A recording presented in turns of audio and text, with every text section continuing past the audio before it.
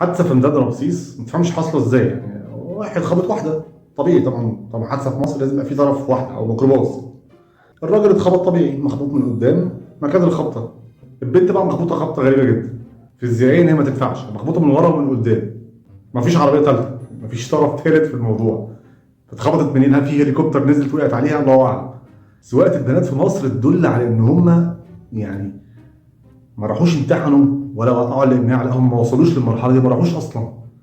هم خدوا الرخص دي جات لهم دليفري، يعني طلبات بقى، جابوها من طلبات، جابوها من فهمش، جات لهم دليفري. الناس دي ما راحتش، الناس دي مش ما راحتش، الناس دي ما لعبتش جي تي ايه حتى. بطلب بس من البنت لما تيجي تطلع رخصه، يعني ايه روحي، مش لازم حتى يعني خدي اوبر، لو مش عارفه تسوقي لحد المرور خدي اوبر، الاوبر وروحي، يعني بايديهم ان انت مهتمه حتى، انك انت هتطلعي رخصه، مهتمه تطلعي رخصه. انا جيت لكم اهو، بس مش هركب العربيه عشان ما بعرفش اسوق اصلا، ولو سوقت هوقع عليكم من البتاع كلها وهطلع على الرصيف وهخبط اللجنه. فانا يعني امانا ليك وانا مش هركب. نعيد امتحانات الرخص من الاول بما يرضي الله، ودي دقني لو لقيته 5 عربيات بس ماشيين في شارع واحد.